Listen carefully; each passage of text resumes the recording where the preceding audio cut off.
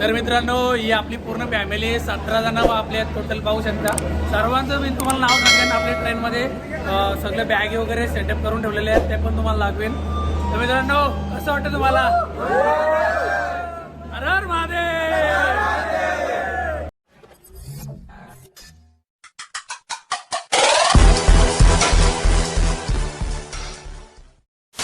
मित्रांनो आता आम्ही ट्रेनमध्ये बसलो आहोत. आपला स्लीपरचा डबा आहे आणि पूर्ण मंडळी आपली बसलेली आहेत, बॅगी वगैरे सेटअप झालेले आहेत. हे सगळ्यांची ओळख करून देतो. तर पाहू शकता आपली पूर्ण फॅमिली बसलेली आहे. कोण आपल्या इकडे 12 सीट टोटल इकडे आहेत आणि 5 तिकडे आहेत. स्वप्नील आपला भाऊ तिकडे जागा आहे, बाकी ट्रेनमध्ये पब्लिक सगळी झोपली.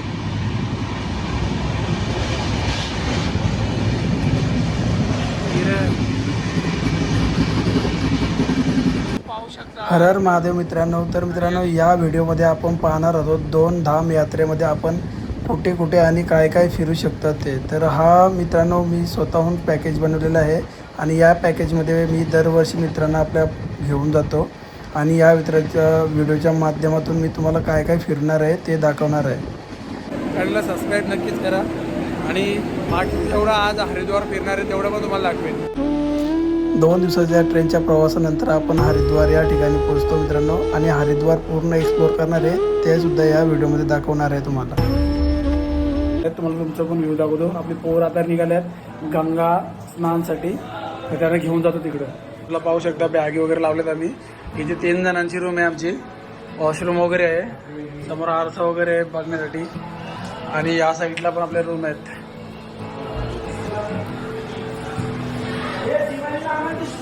या बाजूला आपले 6 जण आहेत मित्रांनो.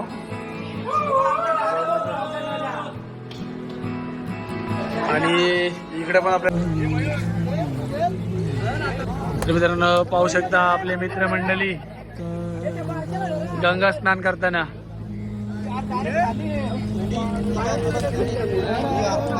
इंटरेस्टिंग होणार आहे, तर व्हिडिओमध्ये बनवून राहा आणि व्हिडिओ शेवटपर्यंत बघा. तर मित्रांनो आम्ही आता आलो आहोत हरिद्वारमधील महादेवाच्या सासूरवाडीमध्ये. हे आहे दक्ष प्रजापती मंदिर आणि याच ठिकाणी मित्रांनो माता सती गेल्या होत्या आणि 51 शक्तिपीठांचा उद्गमस्थान हेच मंदिर आहे मित्रांनो.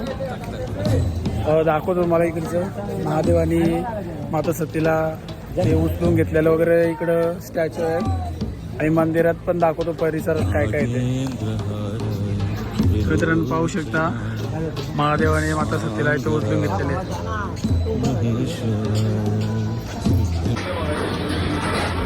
मित्रांनो पाहू शकता आपले फॅमिली मेंबर सगळे जेवायला बसलेले आहेत. आम्ही मागवलं आहे मटर पनीर, शाही पनीर, दाल फ्राय मागवलं आहे, रोट्या मागवल्या आहेत, त्याबरोबर लिंबू आहे, मिरची आहे, कांदा आहे. कसं वाटलं जेवायला? टेस्ट आहे का? तर मित्रांनो यात्रा पॅकेजमध्ये तुमच्या आवडीचं जेवण आणि अतिशय उत्तम असं जेवण मिळतं मित्रांनो.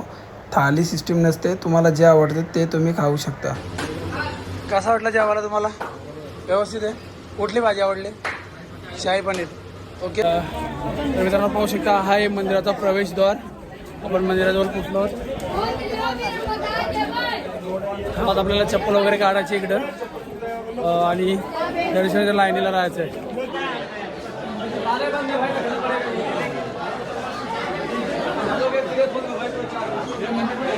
इकडं फायनली मित्रांनो आमचं मनसा देवीचं दर्शन झालेलं आहे. मला प्रसादामध्ये फूल वगैरे भेटले आहेत, बाकीचा प्रसाद चढवलेला आहे तिकडचं. जेवणानंतर दुपारी आपल्याला चंडीदेवी आणि मनसा देवीची 3-3 किलोमीटरची ट्रेक करून संध्याकाळी पुन्हा एकदा आपल्याला गंगा घाटावर गंगा आरतीसाठी यायचं आहे.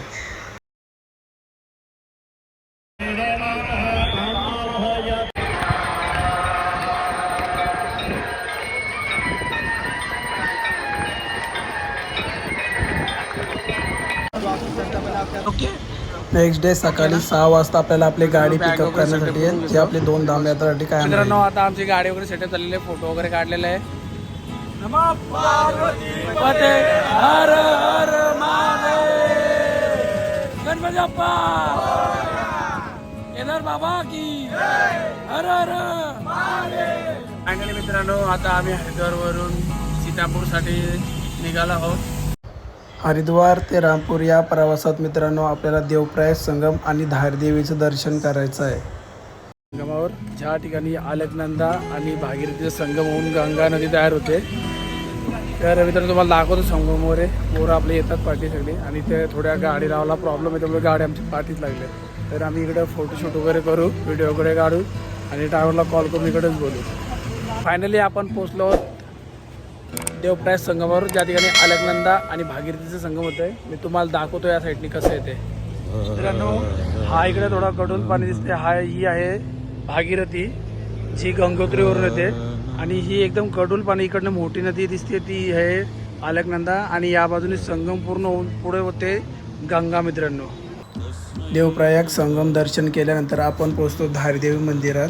धारदेवी 4 धामाच्या रक्षक आहेत. तर आपली यात्राची सुरुवात धारदेवीचे दर्शन करूनच केले जाते मित्रांनो. तर या आहे मित्रांनो धारदेवी मंदिरात जाण्याचा प्रवेशद्वार.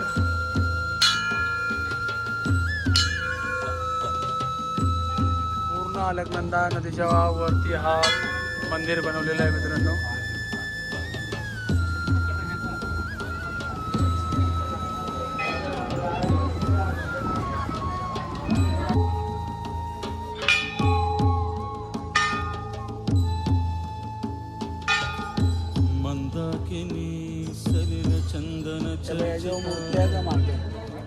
त्याच्या मागं मूर्ती देव आहे ना त्याच्यावरच मूर्ती आहे मागच्या साईडला. पाहू शकता मित्रांनो भरपूर शाली श्रद्धाळू आलेले आहेत आणि लाईनीत उभे राहिलेले आहेत.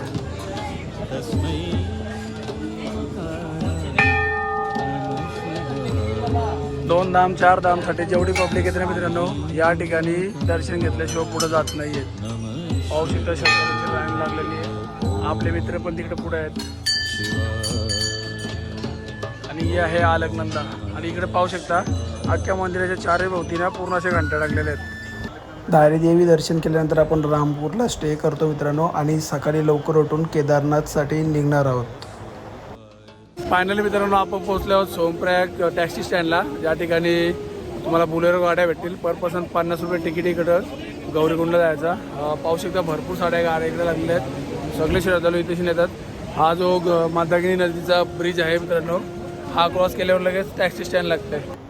रामपूर येथे स्टे करून आपल्याला सकाळी 3:30 वाजता उठून आंघोळ वगैरे करून पुढचा प्रवास चालू करायचा आहे मित्रांनो. तर मित्रांनो पाहू शकता आम्ही बसलो आता टॅक्सीमध्ये.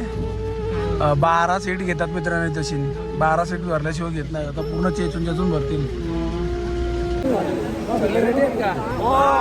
नम पार्वती पते हर हर महादेव.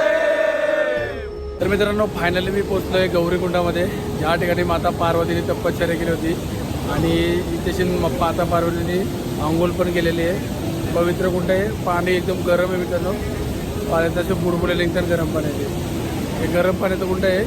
एक बाजूला गरम पाण्याचं कुंड जे तापमान जास्त आहे पाण्याचं आणि एक बाजूला पाहू शकता मंदाकिनी नदी त्याचं पारपाचं पाणी. तर मित्रांनो किती पवित्र जागा ही पाहू शकता. एक साईडला गरम पाणी आणि एक साईडला थंड पाणी. तुम्हाला दाखवतो. तर मित्रांनो पाहू शकता या हे गौरीकुंड जे गरम पाण्याचं कुंड आहे. तिथे घेतो कंप्लीट केलेलं आहे आणि पाऊस आला आहे तर रेनकोट वगैरे घालतो मित्रांनो आम्ही. एकदम वेदर चेंज झालं आहे. पाहू शकता पूर्ण वेदर चेंज झालं आहे मित्रांनो. केदारनाथमध्ये तुम्ही कधी पण येत असाल 12 नंतर पूर्ण वेदर चेंज होतो. पाहू शकता पूर्ण धुका पसरला आणि पाऊस आला आहे रिमझिम झिमझिम. खाली पाहू शकता मंदाकिनी नदी. मित्रांनो पाहू शकता वेदर एवढा खराब झाले केदारनाथमध्ये. फुल पाऊस चालला आहे. सगळेजण जादू झाले जादू. रेनकोट घातला मित्रांनो तरी पण पावसात भिजते. पूर्ण ट्रॅक वगैरे सगळे भिजते. संध्याकाळी 5:30 ते 6च्या टायमात आपल्याला केदारनाथच्या वरती पोहोचायचं आहे कारण संध्याकाळी आरती असते मित्रांनो.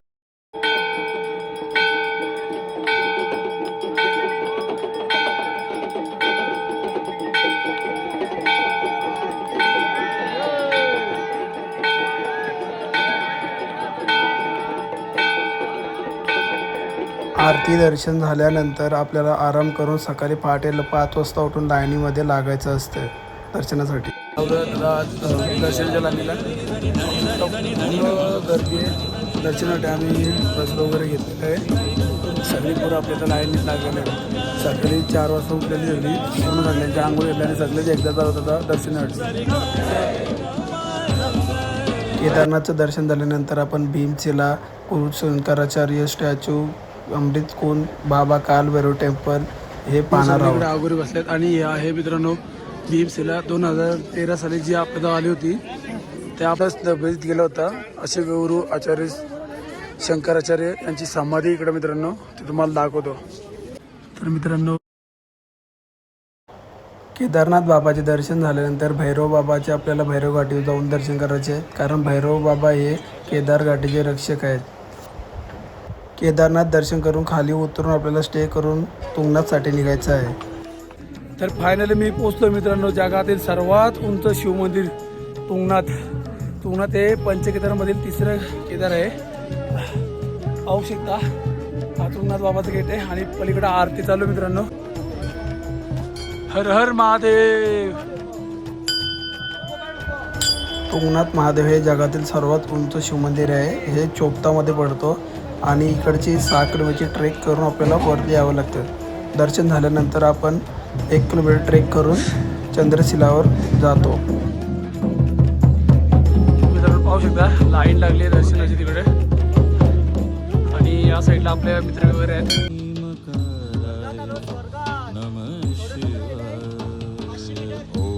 पाहू शकतो मित्रांनो आता तिथे जायचंय.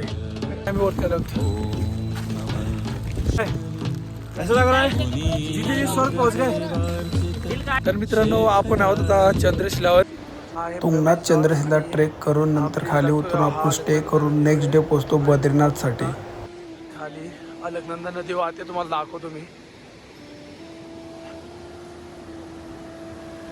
मित्रांनो ही आहे अलकनंदा नदी पाहू शकता आणि समोरच आहे आपले बद्रीनाथचं मंदिर. बद्रीनाथला तुम्ही जर जात असाल तर सकाळी लवकर उठून प्रवास चालू करा मित्रांनो, कारण दुपारी 2 वाजता भोग लावतात देवाला, त्यावेळेस मंदिर बंद होते. लाईनीला लागलेलो होतो आम्ही आणि आता कपाट बंद झाल्यात देवाला भोग लागते. औषध लाईन लागली गर्दी आहे. मंदिरात कॅमेरा लाऊड नाही आहे. दर्शन झाल्यानंतर आम्ही मंदिर परिसर फिरलो. हे आहे गरम पाण्याचा कुंड जे नारायणाच्या पायाशून इकडे गरम पाणी येतोय. तर इकडे मित्रांनो आंघोळ वगैरे केली तर तुमचा चरमरोग निघून जातो.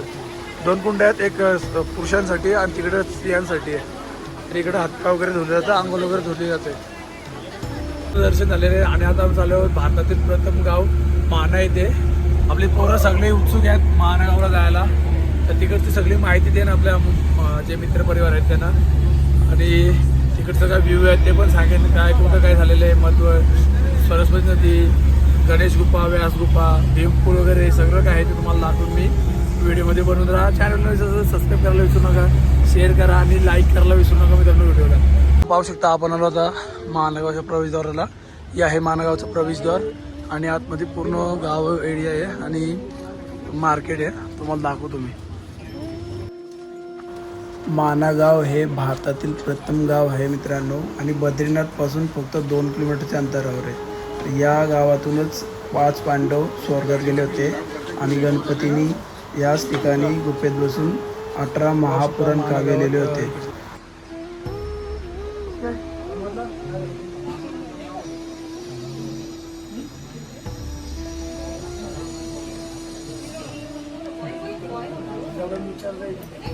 ही आहे गुफा गजाननची. या ठिकाणी मित्रांनो गणपतींनी 18 महापुराण वाक्य जे ग्रंथ आहेत ते लिहिलेले आणि महाभारत पण याच ठिकाणी लिहिलं. आणि तिकडे आतमध्ये गुफा आहे. त्या गुफेला पूर्ण फेरी मारून प्रदक्षिणा मारून यायला लागते या साईडला. गणेश गुफा बघितल्यानंतर आपण व्यास गुफा बघणार त्या आहोत. ठिकाणी वेदव्यासांनी 18 महापुराण काव्य आणि महाभारत एकशीनच बसून सांगितलं होतं आणि गणेश गुफामध्ये तिकडे गणपती आपण लिहिले होतं. आणि पाहू शकता गुफेच्या वरती पूर्ण अशी लेअर दिसेल दगडाची. ते पूर्ण 18 पुराण वाक्य आहेत मित्रांनो, महाकाव्य ग्रंथ आहेत ते बघू शकता. असं दगडावर दिसतात, पुस्तकाची पानं दिसतात. आपल्याला इकडं नाही इंटरेस्ट आतमध्ये आपली पोरं इकडे येतात पाहू शकता. अजून मित्रांनो ही आहे व्यासमुनीची गुफा पाहू शकता. तर मित्रांनो ही आहे सरस्वती नदी भारतातून फक्त मानागावातून दिसते आणि पाहू शकतो पहाडातून येते. एवढ्या फ्लोनी जोरात पास होते ना, पाहू शकता. मित्रांनो, सरस्वती मंदिर हा मानागावातला आपल्या महाराष्ट्रीयन लोकांनी बांधलेला आहे.